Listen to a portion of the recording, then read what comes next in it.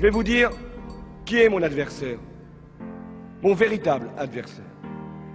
Il n'a pas de nom, pas de visage, pas de parti. Il ne présentera jamais sa candidature. Il ne sera donc pas élu. Et pourtant, il gouverne. Cet adversaire, c'est le monde de la finance. Je vais décevoir tous les gens qui pensent que c'est le gouvernement qui crée donc des attentats et qui irait assassiner ses concitoyens. Eh bien, ce n'est pas la vérité. La vérité, elle est encore pire que ça. Et je vais vous la dire. La vérité est très simple. À l'heure actuelle, le gouvernement français, à l'aide des médias, cache la vérité. Parce que la vérité est encore pire que ce que vous avez pu voir, malheureusement, à Nice. C'est encore pire que ça, les amis. On est arrivé à ce que notre gouvernement, de par sa politique criminelle, par exemple, vraiment créée dans le monde de guerre, pour le profit des capitalistes, pour la finance, pour, on va dire, même les richesses, la richesse mondiale, ils vont, puisque les politiciens, la réalité est là, sont au service des capitalistes et au service des grands groupes financiers. Ils vont aller créer des guerres pour ces pays-là et ils vont aller eux-mêmes assassiner des enfants, des femmes et des hommes dans d'autres pays. Et nous subissons forcément la haine qui est créée par les hommes politiques. Parce que il faut vraiment avoir une haine en soi, ou vraiment être un sociopathe pour jeter son camion sur des enfants, sur des femmes, sur la vie. Eh bien, la vérité est là, mes amis, c'est que ce sont les hommes politiques en France et à l'OTAN et dans tous les pays d'Europe et aux États-Unis et ailleurs qui fabriquent ces monstres. L'intégralité de la presse française, et il y a aussi des journaux et des médias européens. Donc là, on a absolument toute l'intégralité, la ramification totale des entreprises qui contrôlent ces médias-là. D'accord. Donc là, on a absolument tout, et c'est relativement bien à jour. Oui. Donc là, au moins, on pourra pas se laisser avoir. Ah non, mais c'est fascinant, hein. C'est fascinant. On voit bien que Lagardère, Bouygues, Vivendi, PPR, etc. Je veux dire, effectivement, ils contrôlent on va dire 98% de la presse qui est disponible chez les marchands de journaux et également sur Internet. Non, mais c'est clair. Ça illustre tout à fait ce que Julien Tête me disait à propos des thèses de Bourdieu. C'est-à-dire que les gens très riches achètent les médias pour contrôler le message qu'on donne aux pauvres. Voilà. Donc, bienvenue, amis pauvres, bonjour. Il y a des médias qui tordent les réalités. Nous avons un devoir de rectification. Il faut savoir comment se situer les médias, l'intelligentsia, les intellectuels, l'école. Tout ça, de tout ceci, il faut se préparer. Donc on s'équipe, on se arme intellectuellement, on s'arme également dans un type de rapport à l'environnement qui est un rapport d'autonomie et de liberté. Et mon dernier point, c'est que par rapport à l'intelligence de l'adversité, il faut aussi avoir l'intelligence des alliances. Aujourd'hui, vous avez en face de vous un pouvoir qui gagne sur un domaine. Comme on ne sait plus répondre à la question sociale, comme on ne sait plus répondre à la question économique, l'une des façons les plus immédiates de pouvoir avoir de l'emprise sur la population, c'est une division, c'est entretenir les tensions. La deuxième des choses, il ne faut pas s'isoler. Vous avez énormément de vos concitoyens français qui partagent avec vous vos principes, qui partagent avec vous vos préoccupations, qui ne sont absolument pas naïfs, qui voient très très bien ce que le pouvoir est en train de faire. Ils sont des millions en France à savoir que le pouvoir politique et que les médias sont en train soit de mettre les gens les uns contre les autres, soit de manipuler l'information. Donc il ne faut pas que nous tombions dans l'isolement. Il y a énormément d'alliances possibles. Il y a énormément de gens. Il faut savoir que le dominant, il veut diviser. Et que nous, notre résistance, c'est dans l'union, c'est dans l'alliance, au-delà de notre appartenance strictement religieuse. Il y a énormément. Je rencontre des gens, mais tous les jours de ma vie, des athées, des catholiques, des protestants, des juifs, des agnostiques, qui comprennent très bien ce qui se passe. Ils ne sont pas bêtes. Vous n'êtes pas dans un peuple qui est bête. Le peuple de France est un peuple d'une grande tradition intellectuelle, d'une grande intelligence intellectuelle pour un certain nombre d'intellectuels. Ne confondez pas la France avec les quelques intellectuels qui parcourent aujourd'hui les plateaux de télévision. Eux, ils dévoient l'intelligence française. Mais il y a une longue tradition. Et vous avez énormément de vos concitoyens qui sont prêts et qui entendent. Ça, c'est important. Évidemment, ça n'est pas à ignorer. Que savez-vous de l'organisation mondiale Bilderberg, moi je n'en avais jamais entendu parler, qui réunit chaque année les personnages les plus influents du monde. Vous connaissez ça, vous? Non. Bon, ben voilà. Je connais Davos. En direct, je connais la Tricontinentale, je connais Davos, mais je connais pas... Mais en tout cas, je ne connais pas du tout cette organisation, donc j'en dirai rien sur c'est peut-être une invention d'un téléspectateur qui voulait vérifier qu'on nous teste. Je me méfie beaucoup de ces organisations mondiales qui, dans l'ombre, se réunissent et distribuent en quelque sorte les dividendes et les rôles. C'est une vision de complot de l'histoire. C'est plaisir, vous êtes peut-être en train de répondre très habilement à une fausse question, ce qui est là pour le coup est une grande intelligence. Enfin, ça m'arrange. Les dirigeants français. وقضينا إلى بني إسرائيل في الكتاب لتفسدن في الأرض مرتين ولتعلن علوا كبيرا. Ils ont excité ma jalousie par ce qui n'est point Dieu, ils m'ont irrité par leurs vaines idoles. Et moi j'exciterai leur jalousie par ce qui n'est point un peuple, je les irriterai par une nation insensée. C'est pourquoi je vous le dis, le royaume de Dieu vous sera enlevé et sera donné à une nation qui en rendra les fruits. Il ne faut pas avoir peur, il ne faut pas avoir peur de se faire traiter d'islamophobe. Monsieur est assez mal informé vu qu'on a voté un paquet de lois pour reconnaître un certain nombre de turpitudes françaises. D'ailleurs, concernant pas suffisamment. D'accord, mais vous aimez tellement la repentance, roulez-vous par terre, tout ce que vous voulez. Bon, Rost, ça suffit. Si ce que je te dis ne t'intéresse pas, tu te la fermes, c'est tout.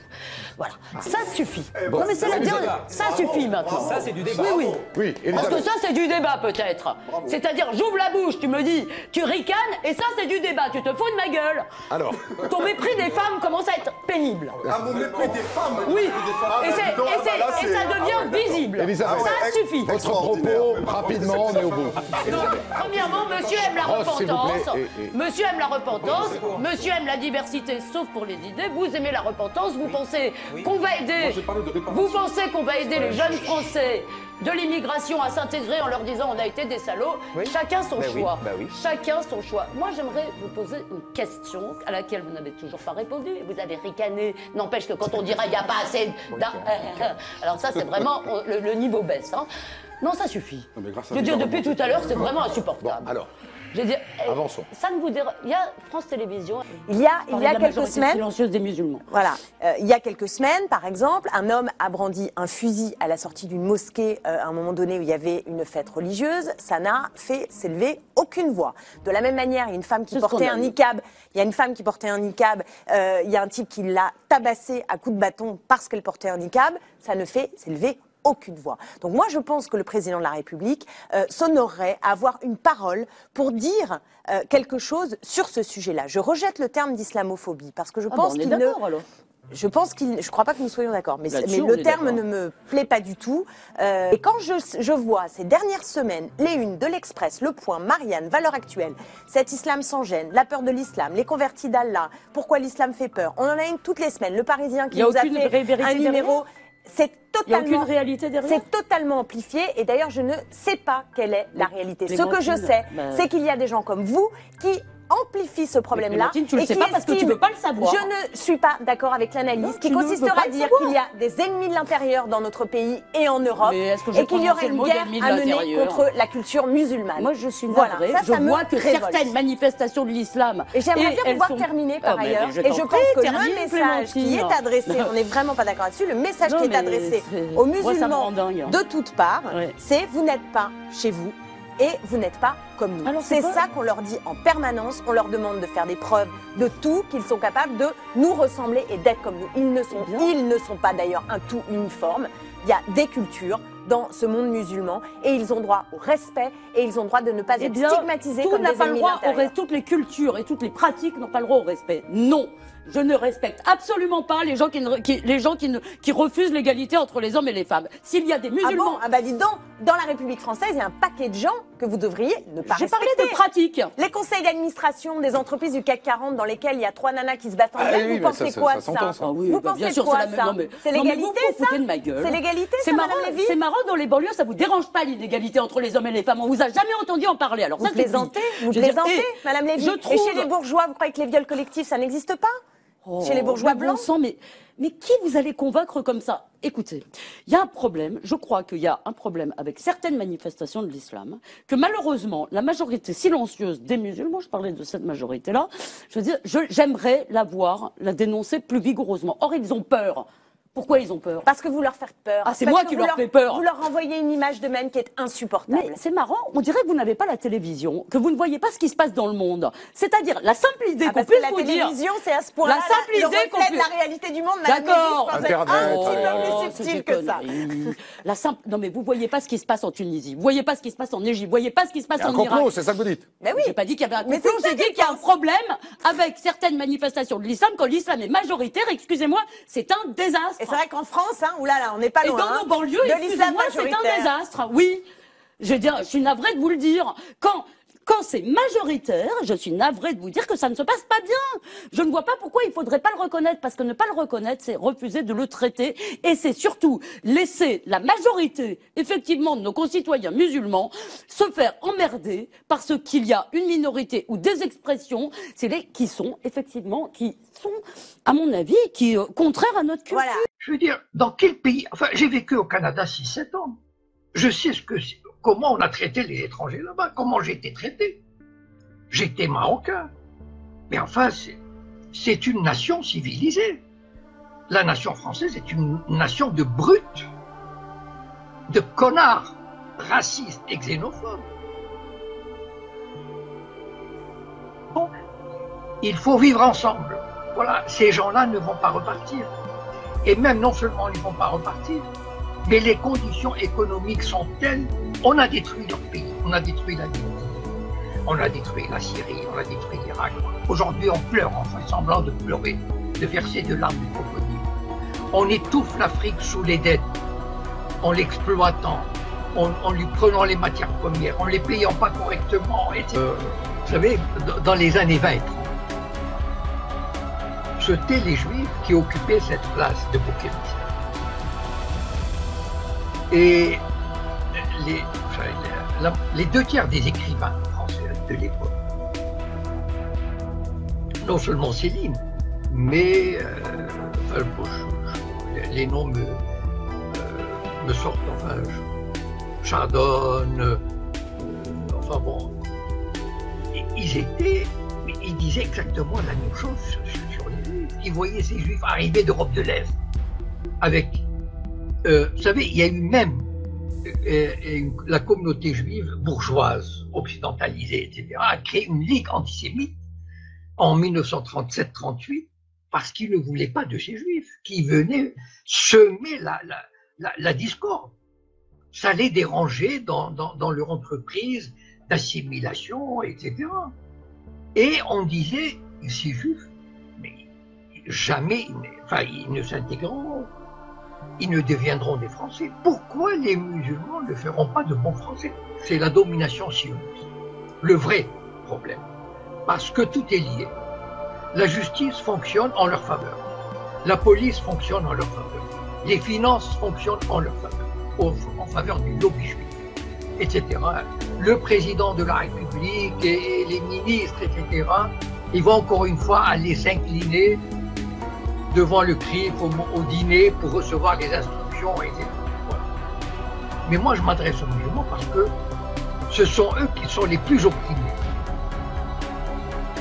en France.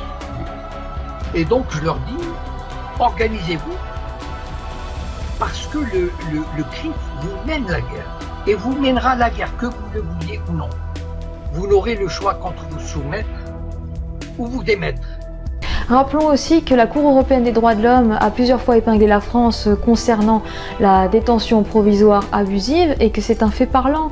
Il n'y a pas de justice en France, il n'y a pas d'avocat en France, il n'y a pas de magistrat en France, c'est la Cour européenne qui l'a dit. Elle a fait un jugement sur les prisons et la justice française. Donc voilà, c'est devant vous, c'est devant vos yeux. J'ai pu lire dans la presse un article qui faisait le comparatif entre l'affaire Dreyfus et l'affaire Tariq Ramadan. Je rejoins ce point. De parole publiquement, je vous invite à être acteur de cette société. Rien de pire que d'être passif, parce qu'après on va passer d'injustice en injustice en injustice et ça ne s'arrêtera pas.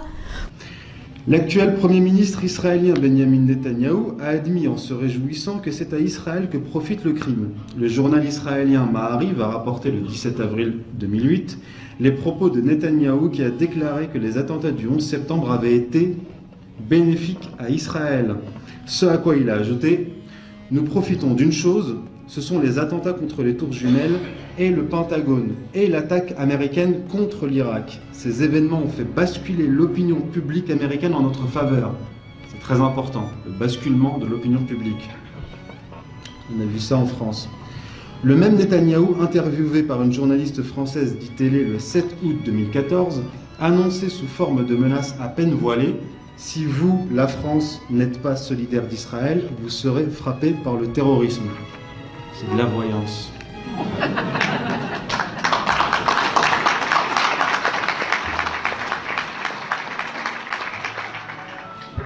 Nous n'avons pas en main les preuves tangibles de l'implication des services israéliens dans les attentats ayant frappé la France en 2012 et en 2015. Néanmoins, le journaliste du Figaro, Georges Malbruno, déclarait 17 jours après les attentats du 13 novembre 2015, la DGSI s'est opposée à l'aide proposée par Israël au lendemain des attentats à Paris, confie un militaire. Et il ajoute, le Mossad a bénéficié de la lune de miel entre Nicolas Sarkozy et Israël à partir de 2007 pour renforcer son implantation en France.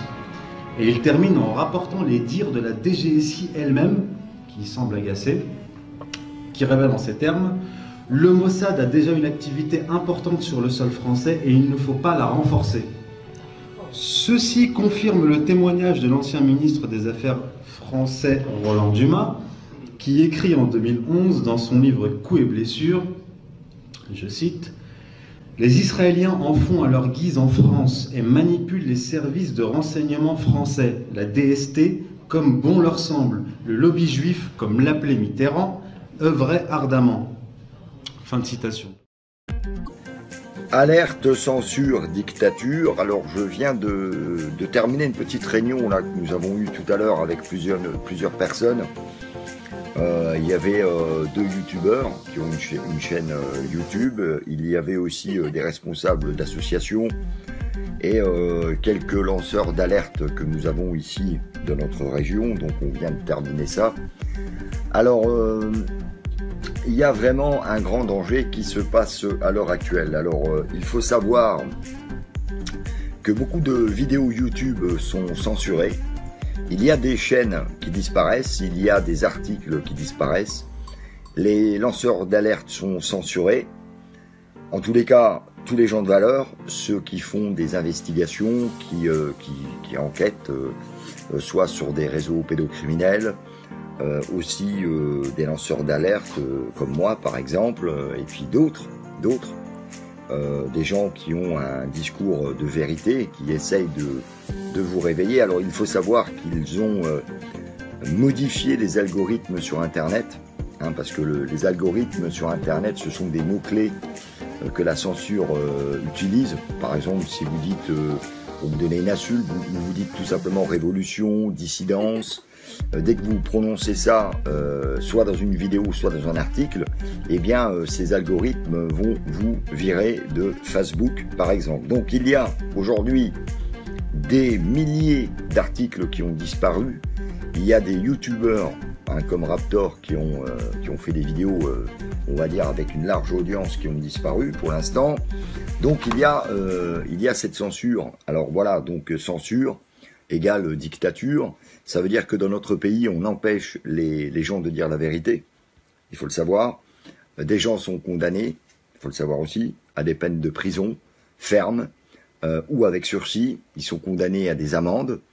Beaucoup de dossiers sur des agressions commises par certaines personnes connues, soit dans les médias, soit dans le showbiz ou compagnie, sont étouffés.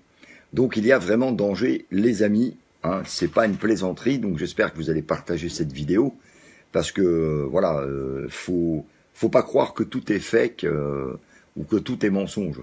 Je rappelle, même si ça heurte beaucoup, que le mensonge en droit français n'est pas un délit. Que l'on a le droit de mentir pour se défendre. Il est important de le souligner. Le mensonge fait partie des droits de la défense.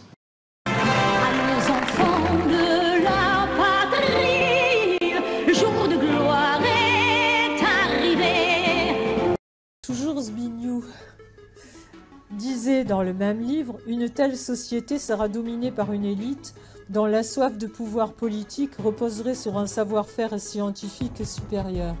Libérée des contraintes des valeurs traditionnelles libérales, cette élite n'hésiterait pas pour arriver à ses fins politiques à utiliser les dernières techniques modernes pour influencer la conduite du public et garder la société sous étroite surveillance. Le fait de désigner des maîtres au lieu de voter des lois est une imposture politique. Nous ne sommes pas en démocratie. En démocratie, nous voterions nos lois. Nous-mêmes, un homme, une voix pour voter les lois, pas pour désigner des maîtres. Il y a un endroit où il est écrit que le peuple n'a aucune puissance. Ça s'appelle la Constitution. Le problème, c'est que tout le monde s'en fout. Nous nous foutons de la Constitution. C'est bien fait pour nous. C'est pas la faute des affreux qui dirigent. C'est notre faute à nous de pas écrire notre Constitution dans laquelle nous prévoirions notre puissance.